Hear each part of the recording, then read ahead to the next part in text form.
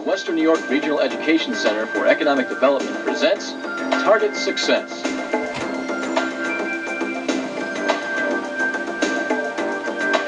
Bringing together leaders in business, industry, and education for worker training and community progress.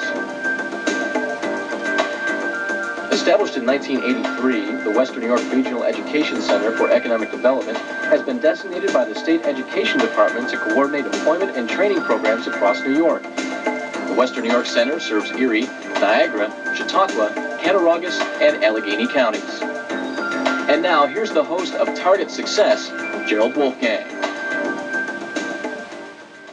Welcome to Target Success. Our weekly cable television program brings together leaders from the fields of business, education, economic development, and government to discuss their successful ventures. Today we have with us William Ross, the chairman of the Niagara County Legislature. Welcome, Bill. Thanks a lot, Jerry. I appreciate your kind invitation. Well, we'd love to have you come, and especially at this time of the year when you've just given a state of the county to the members of the Niagara County Legislature. And today we're going to give you a chance to look at certainly Niagara County and what's going on and where it stands and what are some of the priorities that you envision for this year. So let's start. First of all, your organization address, you talked about the priorities. And something I really liked about it was that you also talked about how those priorities are going to take place as far as the platforms and then the tools and techniques that are going to bring action. I thought that was kind of a unique way to deal with these. So let's talk about that. It's a blueprint with flexibility to change over the year. It's not something that's locked into stone. So let's talk about those priorities. First is budget management, and something that you've been working on, and all those mandates that the state throws at you. You know, when you, and I use the word priorities, I don't use the word goals, because I like to put a little more urgency on it. And of course, some of the priorities are with us each year. They're an annual. Some priorities can be every 5 years, every 10 years, the relicensing process every 50 years.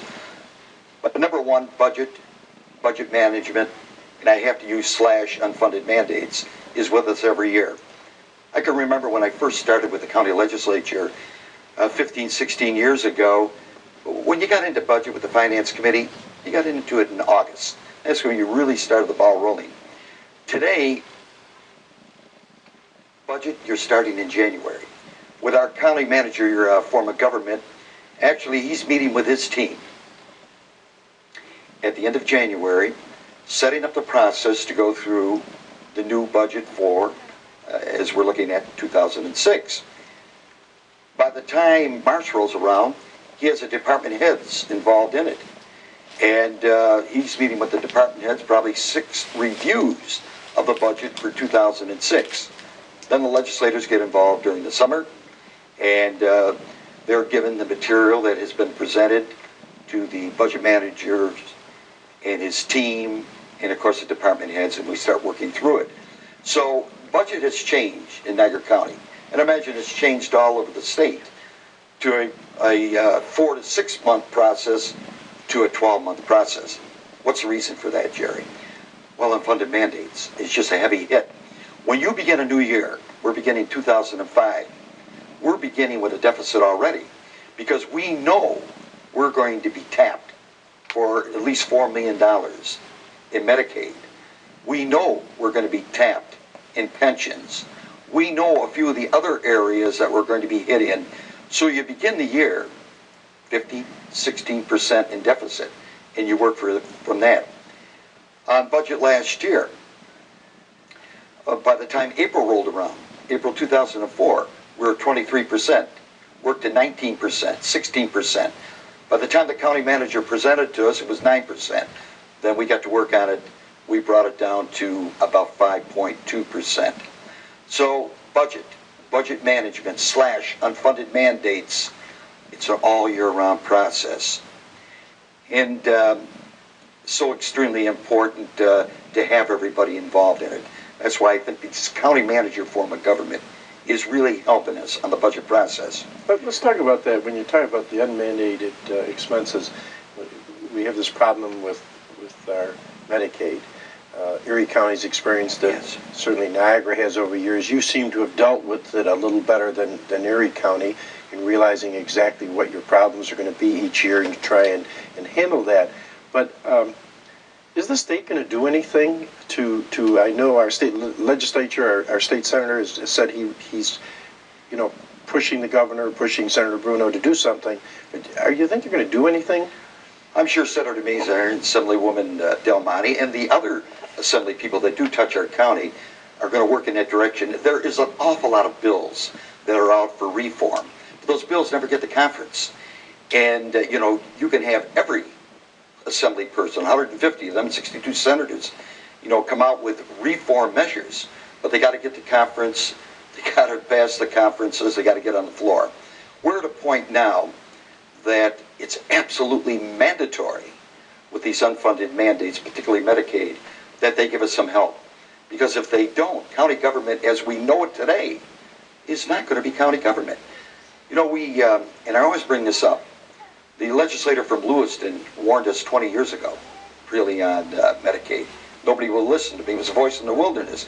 He warned us when it was $7 million, Sherry.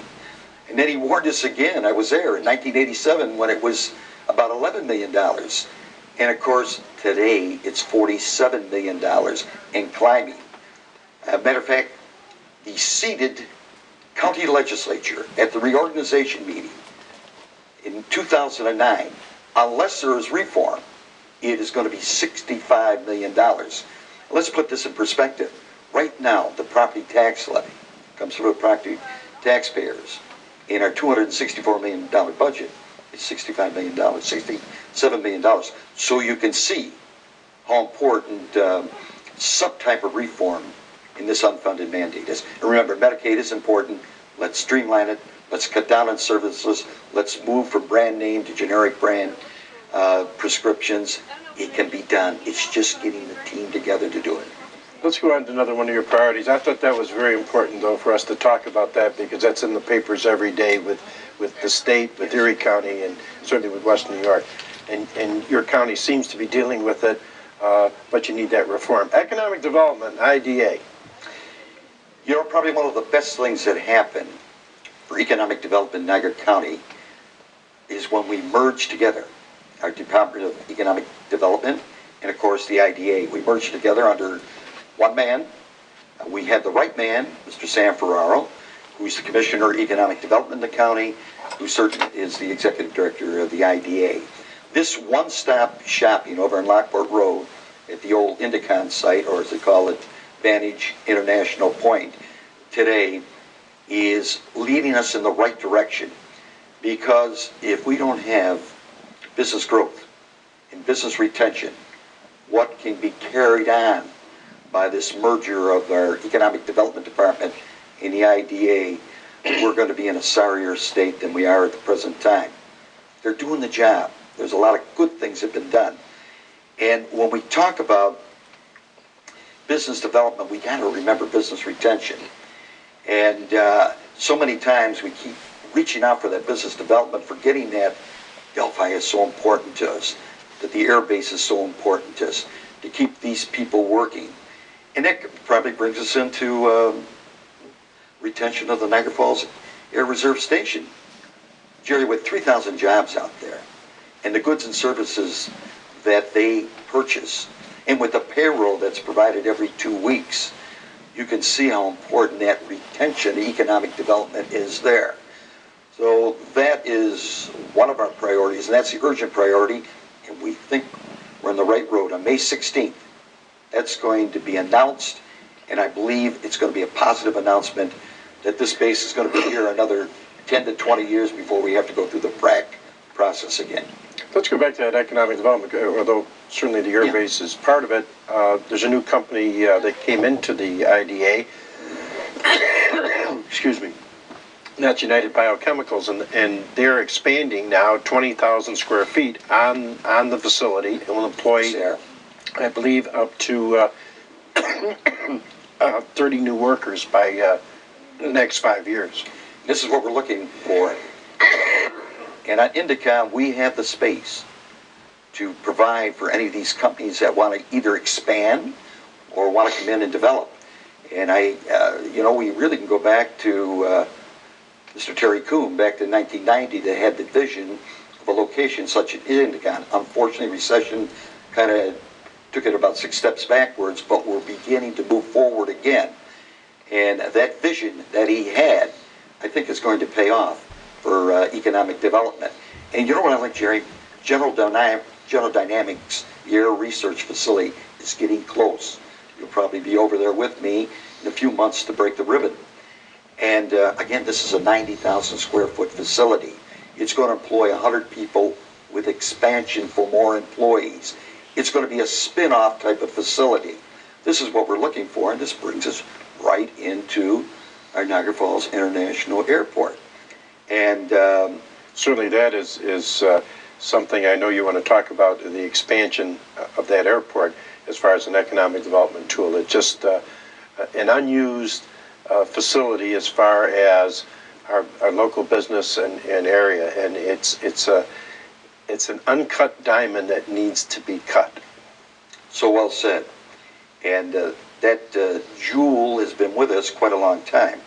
Unfortunately, every time we see the rainbow, the pot of gold at the end, we again seem to lose sight of it and take a few steps backwards. But with General Dynamics now, with the different, I just think it's a different feeling with the NFTA now, with Mr. Call and our commissioners, and the commissioners that we have, Mr. Rossetti, Mr. Sloma, Mr. Granto. I think that the Niagara Falls International Airport, the development that might take place there in the next few years, is going to be positive for Niagara County.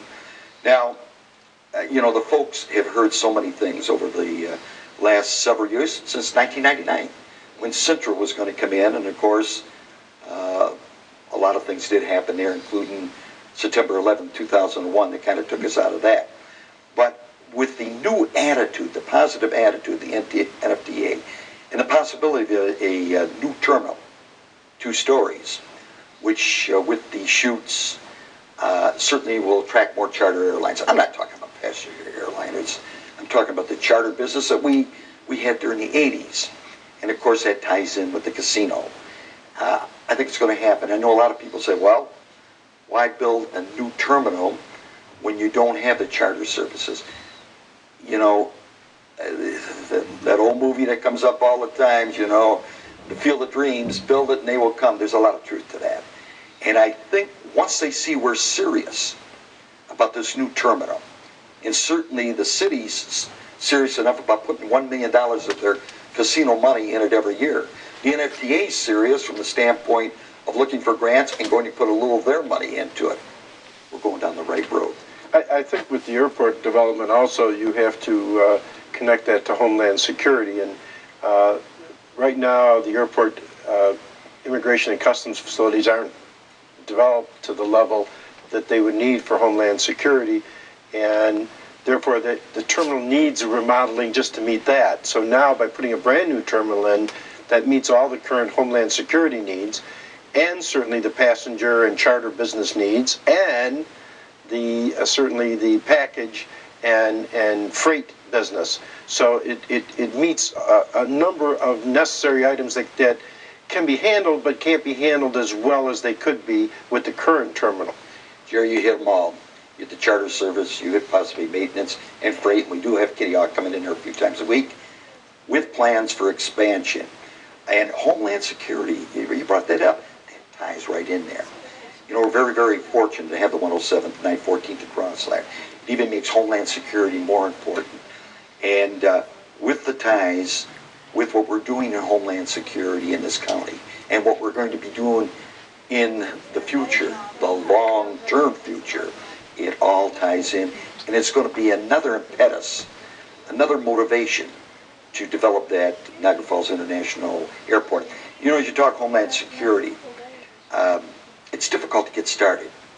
And certainly our county manager, Jerry Meal, as our chairman of Community Safety and Security, did a good job in working with the fire folks in our county and the police enforcement to bring this all together in a 23-man committee. And we know what we have to do there now. Unfortunately, we got to look for some more dollars. And you've heard the story, the Urban Assistance Security Initiative. The designation was set up by the feds, the Department of Homeland Security, and it kind of didn't take into consideration all the venues we had down there. And our listening public knows the venues. They know about the bridges. They know about the Lewiston Generation Plant. They know about the airport. They know about some of our chemical industries.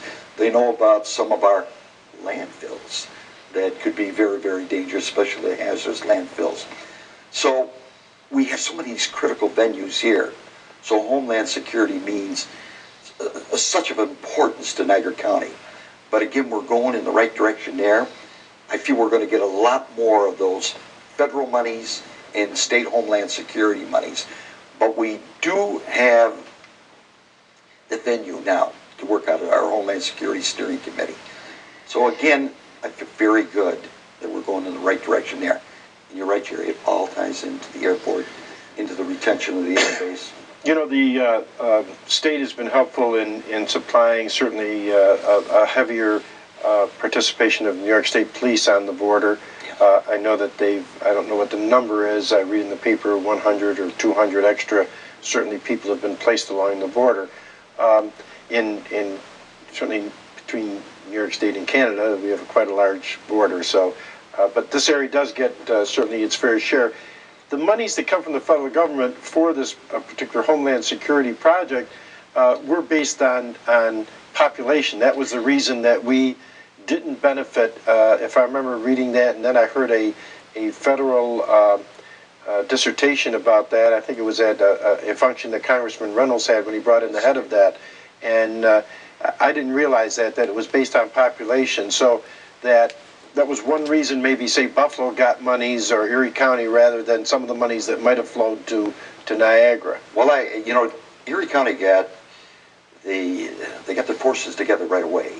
And they did use the population of the city of Buffalo and Erie County, and used Niagara County too. And they got the designation, and we kind of got what's known as contiguous, or the flow down. And that's what, really hurt us. Because when they handed out that original $10.5 million, as you well know, Niagara County only got $266,000 with all these critical venues.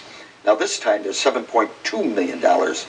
And we feel we're going to get a bigger share of the pie. We're organized at the present time. We're having that strategic plan drawn together. So I feel that we will do better. But you're entirely right. When they drew up these plans on the federal level, they were looking at a population. They did use critical venues. That was in the formula. But still in all, that all fed into the population, and they did get the big piece of the pie, and that's all there is to it. Now we're faced with something new that you've been involved with. When I say new, it's only been 7 or 8 years since this reauthorization process started, and soon in another year an application will be filed. And that's the 50-year relicensing process of the New York State Power Authority here at Niagara. And it affects all of West New York. For that matter, it affects New York State, but certainly affects Niagara County and Lewiston and Niagara Falls. And tell us about that. Well, the Niagara Power Coalition really started 10 years ago under Mark Zito. He was the original, if you want to call him, chairperson of it. And some of the originals, our county person then was Dennis Virtuoso. And we had representatives from the town of Lewiston, from the school districts, Niagara Wheatfield School District. Because what you have in it is the city of Niagara Falls, the town of Niagara, the town of Lewiston, the county of Niagara, and 3 school districts, Lewiston Porter, Niagara Wheatfield, and the city school district.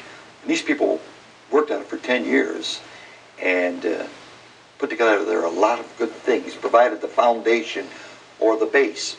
And it is a windfall, and it should be a windfall, because when the Power Project, the Niagara Power Project, was constructed on an emergency basis under Robert Moses over 50 years ago, we were just glad to get a generating plant up and running again. And a lot of things did happen to us, and a lot of our communities were impacted. And certainly, where the conduits run under the city of Niagara Falls, town of Niagara, out to the Lewiston generating plant. And certainly town of Lewiston was impacted when over 2,500 acres were taken off the tax rolls. So everybody was impacted. Glad to have the Niagara Power Project, but we waited 50 years to take advantage, not take advantage, but get what should be coming to us. And I think out of this licensing process, I don't think I know that we're going to get a lot of this, probably almost $1 billion. Cash, power, green space, and of course recreation projects. Now there's a little problem at the present time. 6 of the coalition members agree to what they're going to receive. 1 doesn't, and 1 has a rationale for it.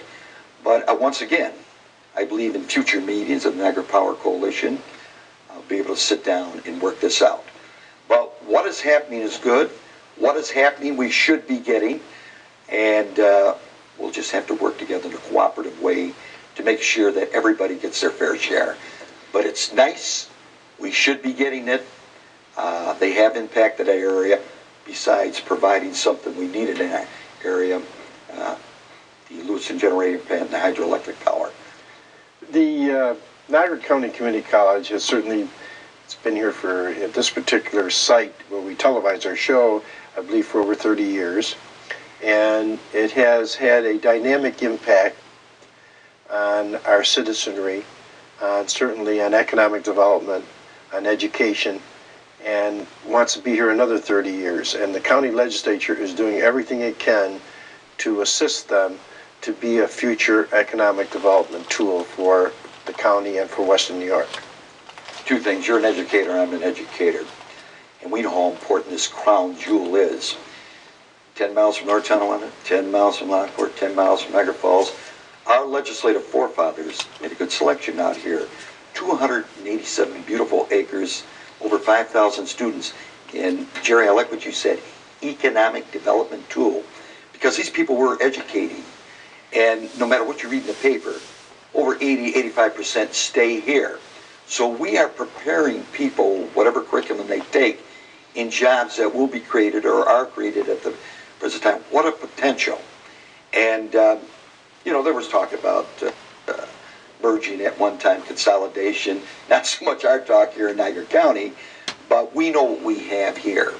And the Niagara County Legislature has been serious about putting a lot of money in here, taking a lot of tobacco money on renovations, on roofs, on redoing Building A, Building H, because we know how important this is to bring it into the 21st century. And we reach out. We got so many outreach programs, Jerry, that whenever there's something new coming into the county, this community college will outreach with programs to meet their needs. And I think this is important. Does it have to be here all on campus? You know that. It doesn't. It can be downtown Niagara Falls, and we have some areas in downtown Niagara Falls. It could be over in the Summit Mall, which we've had some outreach programs in the past. Important. It's a priority that's going to be with us for, I hope, centuries. It's a crown jewel, Jerry. It's so very important to this county. And you know what? It's education folks can afford. And I kind of love these 2- and 2-year programs. A 17, 18-year-old comes out of high school, and many times they don't have the maturity to go on to a 4-year school, especially away from home. This gives them that 2 years with a great faculty to get started, then to move on to either area colleges around the state or outside the state. Or 2 jobs direct. 2 jobs direct. That's environmentally, I know that you've been very conscious of, say, some of the environmental groups in the area, especially in the Lewiston Porter area, and you've worked to be of assistance through certainly Legislator Burmaster and Legislator Simonson. You hit the two names, Legislator Burmaster, representing the Porter area and some of the Lewiston area, and of course, Legislator Simonson.